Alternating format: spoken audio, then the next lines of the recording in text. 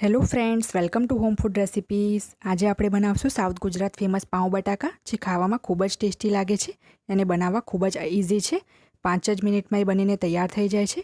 પાઉં બટાકા સાઉથ ગુજરાતની એક ફેમસ ડિશ છે અને જો તમે ક્યારેય ના ખાધી હોય તો તમે આજે જ એને ટ્રાય કરજો।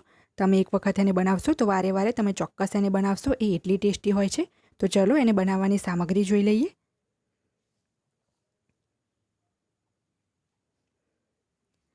પાઉં બટાકા બનાવવા માટે મેં અહીંયા 2 મીડિયમ સાઇઝના બટાકાને બાફીને અને છોલીને એને મોટા મોટા ટુકડામાં કાપી લીધા છે। આપણે એકદમ નાના ટુકડા નથી કરવાના, આ રીતે સહેજ મોટા ટુકડા રાખશું।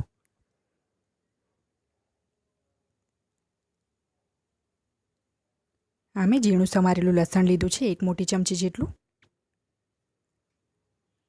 ઝીણું સમારેલું આદું લીધું છે મેં અડધી મોટી ચમચી જેટલું। ઝીણા સમારેલા લીલા મરચાં લીધા છે મેં 2 મોટી ચમચી જેટલા। આપણે લીલા મરચાં થોડાક વધારે યુઝ કરવાના છે, કારણ કે પાઉં બટાકાનો ટેસ્ટ તીખો હોય છે અને આમાં લાલ મરચું પાવડર યુઝ નથી કરવાનો। હળદર લીધી છે મેં 1/4 ટીસ્પૂન। તેલ લીધું છે મેં 4 મોટી ચમચી જેટલું। દળેલી ખાંડ લીધી છે 2 મોટી ચમચી જેટલી। પાઉં બટાકાનો ટેસ્ટ તીખો અને મીઠો હોય છે, તો ખાંડ પણ થોડીક વધારે લેવાની છે। 7 થી 8 જેટલા મેં મીઠા લીમડાના પાન લીધા છે। રાઈ લીધી છે અડધી ચમચી।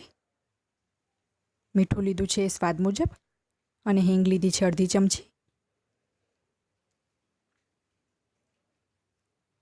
મેં ગેસ ઉપર એક પેન ગરમ કરવા મૂકી દીધું છે, જેમાં આપણે તેલ નાખશું। આ 4 મોટી ચમચી જેટલું તેલ છે અને આમાં તેલ થોડુંક વધારે જ યુઝ કરવું પડે છે। જેવું તેલ થોડુંક સહેજ ગરમ થઈ જાય આપણે એમાં રાઈ નાખી દઈશું।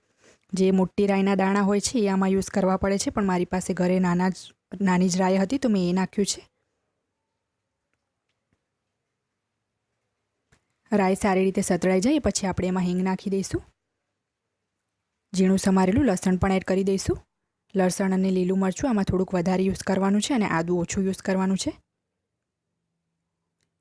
તો હવે આપણે આની અંદર આદું અને લીલા મરચાં પણ એડ કરી દઈશું અને ધ્યાન રાખવાનું છે કે ભૂલથી પણ આમાં આદું લસણ અને મરચાંની પેસ્ટ યુઝ નથી કરવાની, ચોપ કરીને જ યુઝ કરવાનું છે, તો જ એનો ટેસ્ટ સારો આવશે।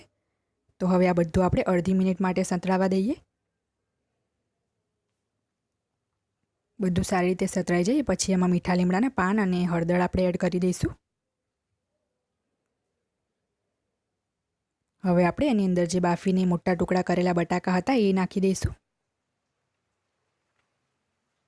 હવે આને આપણે સારી રીતે મિક્સ કરી દઈશું।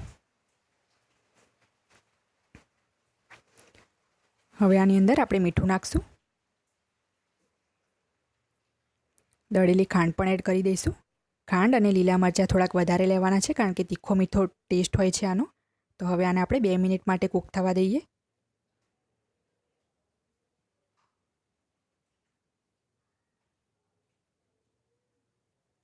મેં આને 2 મિનિટ માટે કૂક કર્યું છે, તો હવે આની અંદર આપણે અડધો કપ જેટલું પાણી નાખશું, કારણ કે આ થોડુંક ગ્રેવીવાળું હોય છે। તો હવે આને સારી રીતે મિક્સ કરીને આપણે થોડુંક મેશરની મદદથી થોડાક બટાકાને આપણે મેશ કરી લેવાના છે। તો મેં એક પાઉંભાજી મેશર લઈ લીધું છે, જેના મદદથી આપણે 5 થી 6 બટાકાને મેશ કરી લઈશું અને બાકીને આપણે એમ જ રહેવા દેવાના છે। તો ફક્ત 5 થી 6 જેટલા ટુકડા મેં મેશ કર્યા છે। હવે આને આપણે સારી રીતે મિક્સ કરીને ફરીથી 1 થી 2 મિનિટ માટે કૂક કરીશું। 2 મિનિટ પછી હવે તમે જોઈ શકો છો કે બટાકાની ઉપર તેલ આવી ગયું છે। તો આપણી પાઉં બટાકાની જે સબ્જી છે એ રેડી થઈ ગઈ છે। આ થોડુંક આ રીતનું જ હોય છે ગ્રેવીવાળું। તો હવે લાસ્ટમાં એમાં આપણે લીલા ધાણા નાખી દઈશું, ઝીણા સમારેલા। લીલા ધાણા ઓપ્શનલ છે, જો તમે નહીં પણ નાખો તો પણ એ ટેસ્ટી લાગશે। તો હવે આ સબ્જીને આપણે સર્વ કરી લઈએ અને આ સબ્જીને સૂકા પાઉં સાથે જ ખાવામાં આવે છે। પાઉંને આપણે તેલમાં કે બટરમાં શેકવાની જરૂર નથી, એમ જ પાઉં સર્વ કરવામાં આવે છે। તો તમે આ મેઝરમેન્ટથી ચોક્કસ આ રીતે ટ્રાય કરજો। પાઉં બટાકા ખૂબ જ ટેસ્ટી લાગશે અને વધારે સૂકું નથી હોતું, આ રીતનું જ હોય છે।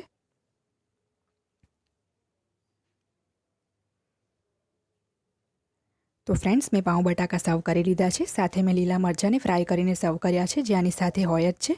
અને સૂકા પાઉં જ મેં એમ જ વગર રોસ્ટ કરી અને સર્વ કર્યા છે। આ પાઉં બટાકા સુરત, નવસારી, વલસાડ બધી જગ્યાએ ખૂબ જ ફેમસ છે। તમે એક વખત આ રેસીપી ચોક્કસ ટ્રાય કરજો। જો તમને મારી આ રેસીપી પસંદ આવે તો મારી ચેનલને લાઇક, શેર અને સબસ્ક્રાઈબ કરવાનું બિલકુલ ના ભૂલશો।